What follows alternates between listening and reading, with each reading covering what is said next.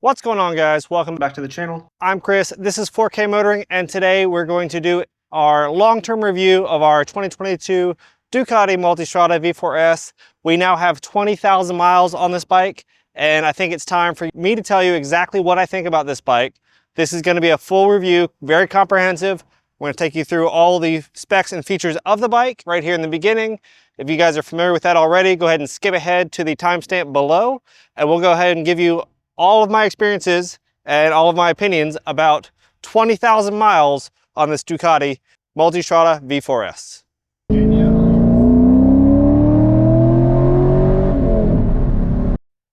So as I said, we're going to run through the specs of this bike.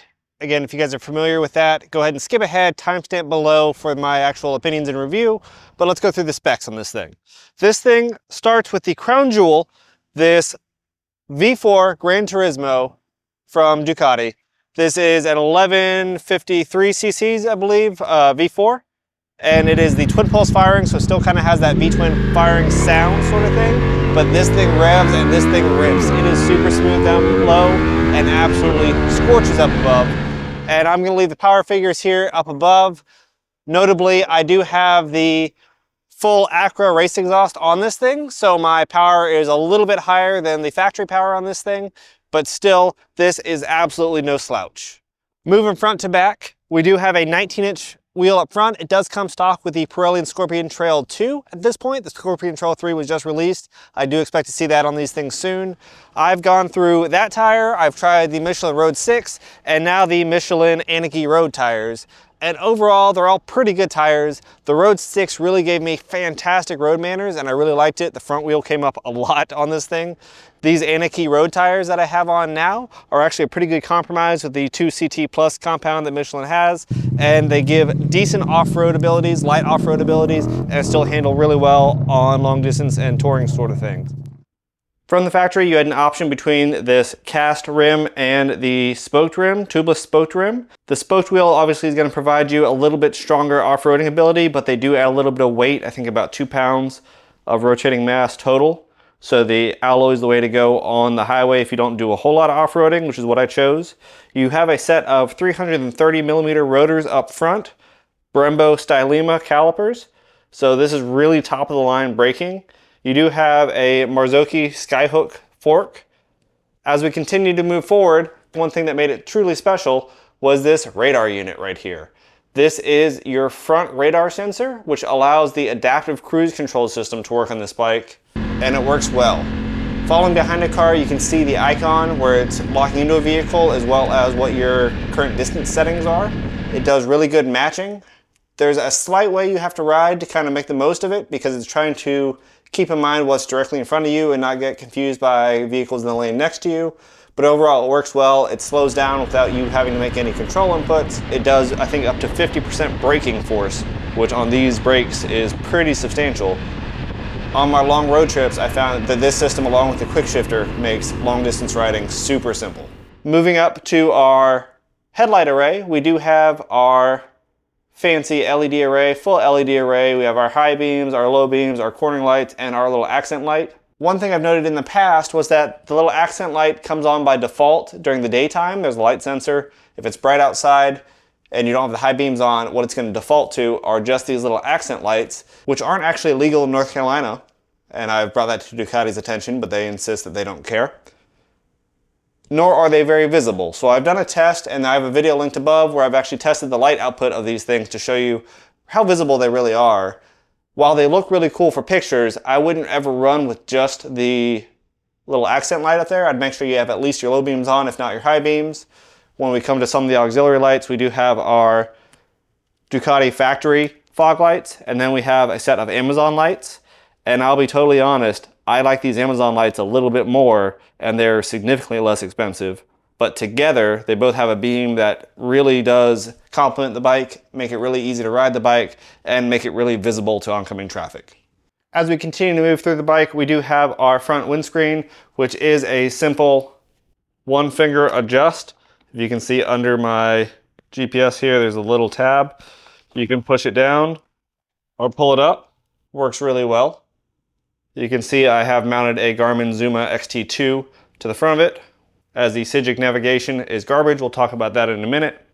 Overall, they did a really good job with the wind protection on this. We do have these side winglets now. We have a well-designed windshield with a little cutout to avoid some turbulence. Ducati obviously brought some of their wind tunnel testing and wind tunnel abilities from MotoGP into this bike because, man, the aerodynamics have been worked out on this, and that is one huge advancement they made over the last generation. The wind control is great. There's not a lot of buffeting or wind noise. Everything works together pretty well. Impressively, we have these gills on the side and some side-mounted radiators, so that air comes in and blows straight out the side. There is a small vent back here that bypasses the radiator from the front and brings cool air in at a very high velocity. It makes almost like an air blade coming out, which keeps this hot air away from the rider. We have our winglets down below, which may look familiar from MotoGP. These are actually designed not for downforce in this bike, but actually to funnel cold air up from the ground below the radiator and below the hot stuff up to the rider. So it really keeps this hot air out and really brings a lot of cold air up to the rider, which is really nice. The later generations, I believe 2024 is when they started this, there's a valve on the bottom where you can actually close these vents. One thing I found is if you're riding in the rain or riding in cold weather, it shoots water or shoots really cold air up to you, which is not always ideal. So now that they have the new closable vents, I think this is a really, really cool system. Working up from the bottom, we have our crash bars here. These are the GV crash bars. These are not the factory Ducati crash bars. The factory ones felt a little bit close to the bike. They didn't really provide a lot of room to mount stuff. These GVs seem to really complement the look of the bike, I think. They stick out far enough to actually be useful. I do have a set of highway pegs and these Amazon spotlights up front, which do work really well. Continuing forward, we've got to talk about our display. This is a full color TFT display, and I've shown it a couple times in video. It is really clear, and I really like the interface Ducati uses. It is really easy to use. It is really easy to figure out what you want to do with it, and it provides you with a lot of information. One thing they did was provide inbuilt navigation, which was supposed to be a huge selling feature of this generation as opposed to the last one, by partnering with a company called Switchgear. Now this is in combination with the Bosch unit they used for this kind of Wi-Fi screen mirroring thing. And it required 2 apps to be downloaded to your phone. They both had to be open. They had to be communicating with each other. Your screen had to be on. They had to be what was actually on your screen. And even then, your phone had to not overheat. It was a mess, and it all had to work together to work perfectly. But even then, the algorithms and the actual mapping software was kind of janky and really not even as effective as something like Google Maps, let alone some Garmin algorithms, stuff like that. And I really didn't care for it. To Ducati's credit, it was really difficult to maintain a connection initially when this thing came out, and they did a lot to improve that, improve this overall stability of the connection, so it is a lot easier to pair and a lot easier to use this stuff now. But it still doesn't work well. You can't do music streaming through it, and it just has a lot of limitations that seem unnecessary for the age of the bike. You think something that was built in the 2020s would be able to fully integrate with Android Auto, Apple CarPlay, and just have all that background stuff just work. And this doesn't, and that's kind of frustrating. Moving on, we do have a nice wide set of handlebars. One thing I really like about this bike, and most of the Multistradas, the handlebar set, and a lot of the ADV bikes, huge wide handlebars, and it makes steering almost effortless. It is very intuitive. It is almost like you think you want to go a direction and you're already going there. It's great. There is a little notch on it for road and off-road. So if you want to ride mostly off-road, you can change the pitch and line it up with that next marker there. Just kind of lift the handlebars up, make it a little bit more comfortable off-road, but already the riding position is pretty comfortable standing. I don't have a lot bad to say about that. As we continue moving, we do have our mirrors. Mirrors are actually really good. I don't have much to say about the mirrors as far as difficulty seeing or anything like that. They're very stable. High speed, sometimes they get a little bit of vibration in them where you can't see fine detail, but overall I'm really happy with them for motorcycle mirrors. They do have the built-in blind spot monitor that comes on top, which is pretty cool that you can vary the brightness on. Kind of a neat idea using the rear radar sensor, and apparently there's also a setting where if it detects a vehicle coming up really quick behind you, almost imminent crash scenario, it'll flash both just to alert you something's coming up, which is kind of nice. These are the Ducati accessory handguards. So these didn't come with the bike, but they are from Ducati, available for this and the Desert X. This one's already taken a hit and has worked well. Overall, I like how this one's metal. The original ones were just plastic and flimsy. They did a good job for just diverting air, but offered no real protection. These give you a little bit greater protection from the elements and provide that hard side for impacts, which I really, really like. Going on to the levers, the factory Ducati levers were adjustable, which was kind of nice, but I really didn't care for the profile. These ASVs have always been my favorite. I did have a little issue when installing the clutch one. Those videos will be linked above. That was my issue, but still an issue caused. Overall, I like the ASVs. They work really well, and just one minor change I've made, they're almost infinitely adjustable, so they're really easy to tailor exactly where you want them to be. The switchgear on this bike works really well, and it's all backlit. So unlike the last Multistrada that just kind of the outline were backlit, the actual buttons themselves are backlit now, and it is really easy to see what you're looking at, and I really think that is something that should be on all bikes, absolutely. Heated grips work really well. Ducati heated grips have always been great. They get really hot. You do get a lot of wear off of these grips with these pointed textures. They wear down quickly, especially on the clutch side. This one's getting almost flat towards the top. You can see the switches that are all really easily arranged. You do have a joystick over here, which makes it easy to interface with the overall navigation infotainment system. This is a keyless bike, and there is an optional keyless fuel tank, which I do have, which I like a lot. It makes it really easy to get fuel, especially if you have Apple Pay or Google Pay on your watch. It's really easy to roll up to a gas station, turn the bike off, pop the tank open, tap your watch on the gas pump, start getting gas. You don't have to take your gloves off, you don't have to get off the bike, it just works. Fuel tank and fuel mileage on this bike was definitely a hot topic, especially when it came out. This is a 5.8 gallon tank. There is a rally version of this bike that has a larger gas tank that basically, this is a cover that goes over the actual gas tank. The rally version has a full metal gas tank that actually takes this whole volume, doesn't really extend any, just this whole thing would actually be metal and holding fuel instead of being a cover with a smaller gas tank underneath. It has a little bit larger capacity, but this thing is still a thirsty bike. Overall, in the 20,000 miles I've ridden this bike, my fuel mileage has ranged somewhere between 32 and 38 miles per gallon, I think is a pretty fair assumption between aggressive street riding and highway riding, 32 to 38. On highways, when you're exceeding 80 miles an hour, some kind of constantly, you're gonna be likely to get 160, 170 miles reliably out of this tank. If you do a really good job of being efficient, slow down, get that 55 to 65 mile an hour range, hold it nice and steady, you can push 200 miles with this tank. But it is everything you can do just to get 200 miles. Ducati did put a cell phone holder in here with a USB plug, which is kind of cool. It's USB-A. It is powered only when the bike is powered on. The later models and an upgrade to the earlier models, there is now a fan, and this is now ventilated. It used to be just sealed and waterproof. It's no longer waterproof, but it is ventilated. Kind of cool, but I can't fit my Google Pixel 8 Pro into it with a case, and a lot of the bigger phones don't really fit into it. So I'm kind of still asking, what's the point? It's not really meant for American phones or modern phones, much like the Switchgear system. So I'm hoping that in the next generation, the Multistrada is something that really gets some attention. Definitely the crown jewel of this entire bike is this V4 engine. This is a non-Desmo engine, and that's the first Ducati in a long time that's had an engine that was not Desmodromic valve actuated. Along with the low red line of about 11,500 for this bike, as opposed to the same engine in the Street Fighter going to 14.5 or the Panigale going to 16,500. This is really understressed, which means it really wants to make power all the way to red line, but it cuts off so soon that these valve adjustment intervals have been stretched out to 36,000 miles, or a little bit over 36,000 miles, which is pretty incredible. The Harley Pan Am has the lifetime valve hydraulic adjusters, so you don't have to change them ever. But for pretty much any motorcycle, a valve adjustment interval of 36,000 miles and having them not be Desmo with chain drive really makes these user-friendly.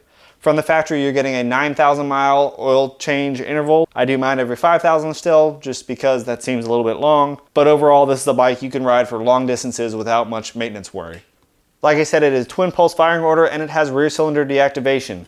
So when the bike is up to temperature and you're just at idle, it'll actually shut off the rear cylinders to hopefully get a little less heat to the rider off the rear headers and kind of right in this whole rider area.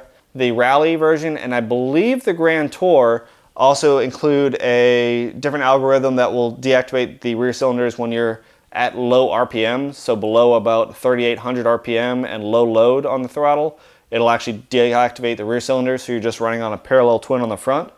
Save you a little bit of fuel while you're riding. I believe somewhere around 15 to 20% fuel is what they say during those RPMs, which is kind of a cool feature.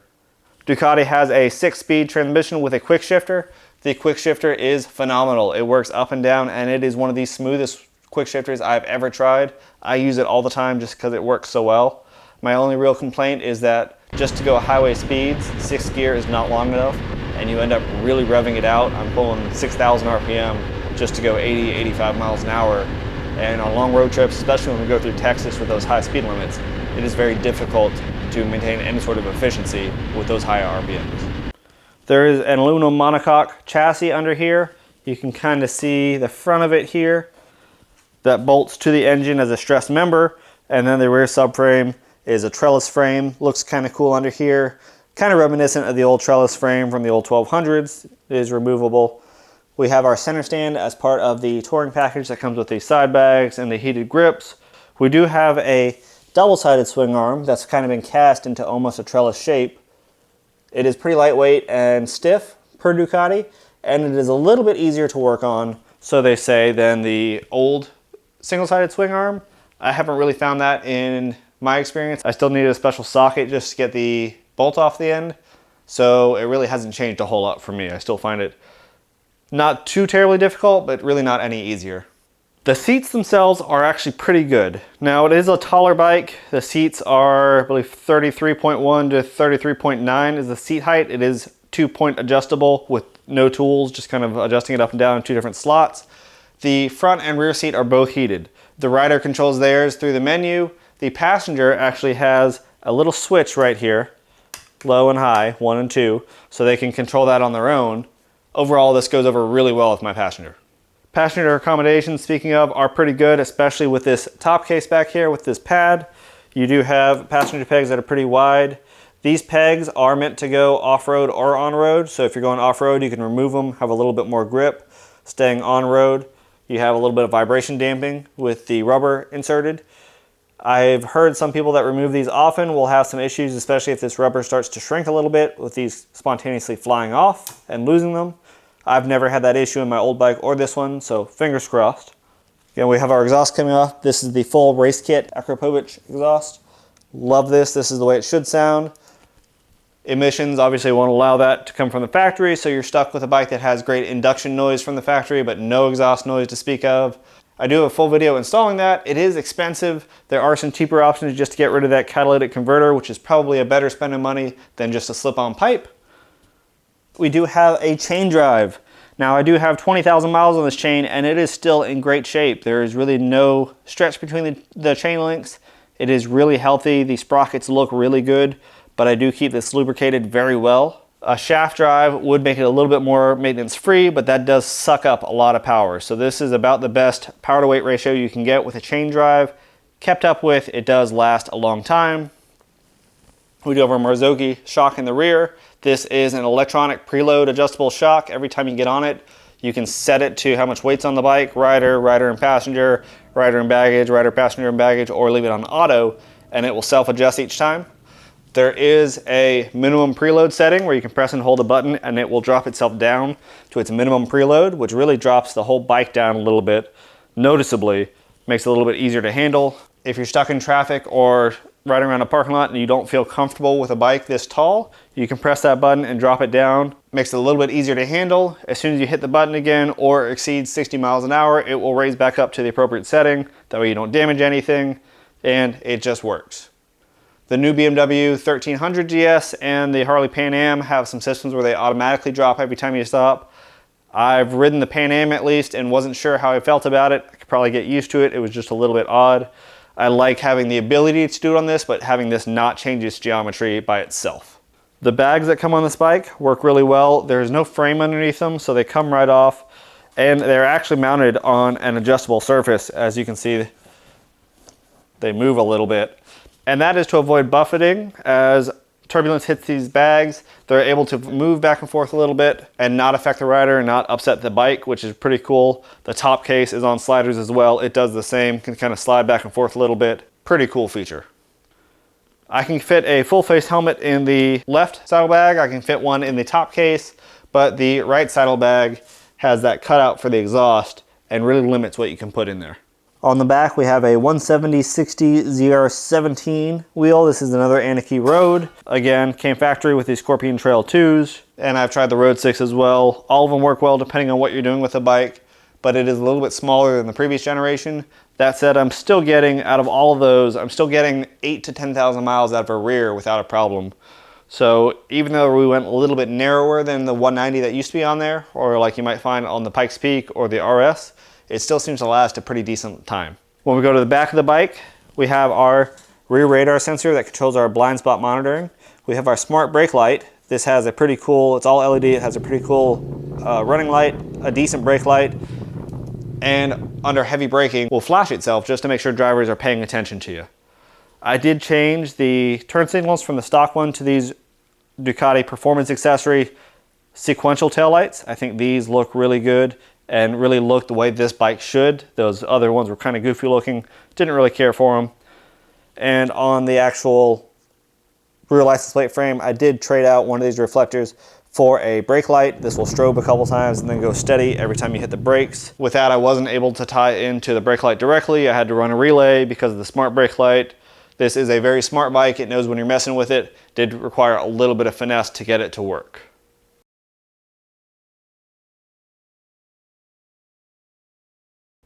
So now that we've covered the overview of the bike itself and what it really is, I want to talk about the problems I've had with it. Now I'm going to start with what the particular problems with the actual design are, some of the flaws and weaknesses I find in the actual design, and then I want to talk about the actual issues I've had with my particular 2022 Multistrada in 20,000 miles. Ducati did a lot right with this bike. I mean a lot. I am overall very pleased by it, very happy with it. There are namely two notable design flaws I think with this bike that could be improved upon to really make this thing the absolute standout bike that it could be. First, as we've discussed, this Switchgear navigation. Now, most riders that you'll see, most ADV riders, most people that go off-road or do long distances will have some sort of extra unit on here for touring and navigation, right? Everybody's seen that. I have my XT2 here. I also had my phone mount up here. Lots of options because the inbuilt one didn't work. If I had a system that was super effective, that I didn't need any of that, I would be thrilled. The best one I can think of right now would be like an Android Auto, Apple CarPlay type screen mirroring, but I'm sure there could be some other system out there that would work just as well. Build it into the dash, have it kind of that inbuilt thing, let it support all the audio streaming, music streaming, that sort of thing that you do like you had a car, and then have a place to put your phone where it charged and didn't overheat that would actually fit a modern phone. I think you'd have a winner right there. That would be one major design fix I think Ducati could do on the next generation of this Multistrada to make it a standout bike. One of the other things that I think really are one of my last complaints with this bike that I think could be addressed by Ducati and make something that stands out in the market is the transmission, specifically the gear ratios in this transmission. The acceleration on this bike is great. The power and the speed, this thing has no business being as fast as it is for as big as it is. That said, on highway touring, which is partly what this is meant to do some long distance stuff, you are really revving out the engine. I mean, you're pulling 5,000, 6,000 RPMs just to maintain highway speeds, and your fuel economy is absolutely suffering. What I would love to see, and what I think is possible, the initial gears are pretty short, pretty close on this bike, and they work really well. The acceleration is fantastic. But as we get to the higher gears, 5th, particularly 6th gear, we really need to stretch those out a little bit to get those RPMs down. And Ducati, if you're listening, you could be the first bike to possibly have a 7-speed transmission, like everybody else in cars is going to, more gears, right? Do a 7-speed transmission and have 7th be something that drops down maybe 3,000, 3,500 RPMs to go 65 miles an hour. That would be fantastic. I would love to see something like that, and that would make this bike really stand out. Now let's get into some of the issues I've had with this particular bike, and realistically the issues are pretty few, at least the ones not caused by me in particular. The most notable one I've had that I've talked to a bunch of people that have also had this issue is regarding the EVAP system on the bike. We all know that emissions regulations are getting increasingly strict, especially some of the European Euro 5 Plus stuff that's out now, And I understand there's things that are being done to appease that, right? One of the issues with Ducati, and it seems from talking to the techs, not an infrequent issue, is regarding the actual charcoal canister for the evaporative emission system for the fuel system, where it feeds with a valve back into the engine. Well, I've noticed on quite a few occasions after riding, especially if it's a little bit warmer, you can hear the fuel actually boiling and bubbling in this gas tank where it is.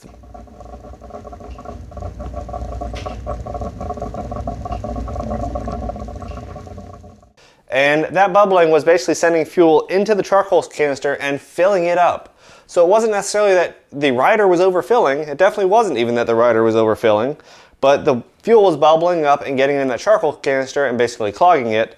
The valve itself, I don't know if it's a valve issue in the engine that it was getting stuck open and pressurizing things. I don't know if there was a malfunction of the valve somewhere. It seems, talking to tech, that valve was really to blame for a lot of this.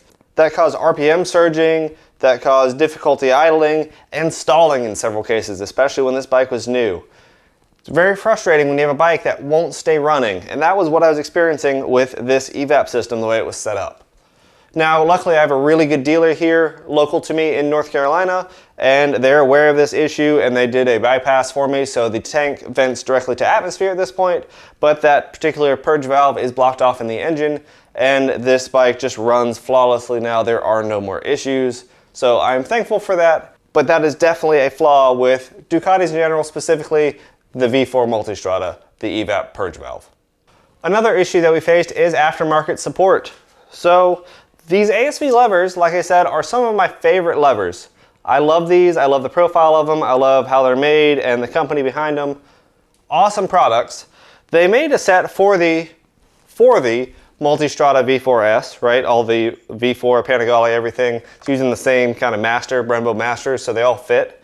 Problem is, there is a little piece of plastic that is needed right here, as you can see, to hit a little sensor that was not included with the ASVs. Now, I've contacted them a couple times. They really don't seem to care about this. They don't plan on making this. It was pretty easy to make my own to make it fit, so I'm not really worried about that.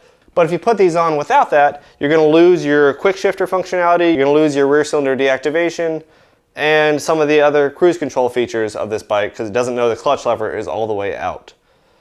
Now, me being the wise person that I am, while trying to assess this, I ended up hitting accidentally two of the sensors at the same time, fried the actual wiring harness that goes to the clutch side here for the sensors, both the close and open sensors. They're all on one harness. Hit them both at the same time, fried the actual lines, fried the sensors, had to get that replaced. That was my bad, but mostly due to a flaw with ASV.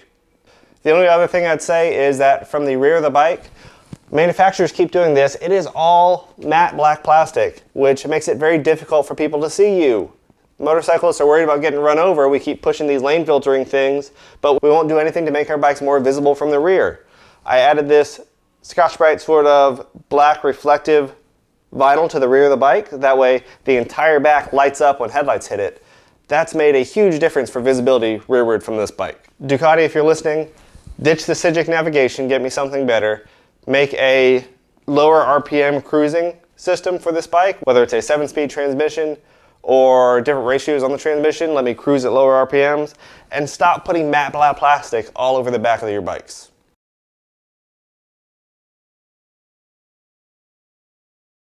All right, with that out of the way, let me tell you the pros of this bike. At least in my opinion, for my particular bike, in 20,000 miles, this is what I really like. Ducati has found a way to put this superbike level engine, this super powerful engine, in a chassis that is still super nimble handling, that can handle on-road, off-road, long range, around town. It really does well in every environment. Now, this was the idea of the Multistrada. This is one of the things that they wanted to do to save their company back, I believe, with the 2012 iteration of this bike. A bike designed to go everywhere and to have different ride modes that truly change the character of this bike. And for the Multistrada, it really does. The suspension really noticeably changes between ride modes. That is awesome. It changes the ride height, changes the damping, and each ride mode will have its own algorithms, whether you put it stiff or soft in the menu. Each stiff and soft is going to be better depending on the mode. It is really a cool system. The throttle by wire really adds to that, so you have different power levels and different throttle curves to really make this thing handle the way you want it to handle, as well as all the electronic rider aids. Cornering ABS, the traction control, the wheelie control, all the things that go along with this bike to make it special really make this an awesome riding experience. The aerodynamics are fantastic. You don't feel any of this heat from this engine coming back at you. Something like the BMW R1200 RT that I ride all the time has sideways mounted radiators kind of like this, but it just dumps the air out with none of this winglets or none of these other channels around it, so it dumps it right on your legs, which is kind of annoying. So this is pretty cool. They've done a really good job with heat rejection and overall aerodynamics with this bike. It really works well. And the creature comforts, from the backlit switches to the ergonomic setup for the handlebars and pegs, heated seat, heated grips, all the driver information you're getting, the menu layout. They've done an exceptional job with this bike.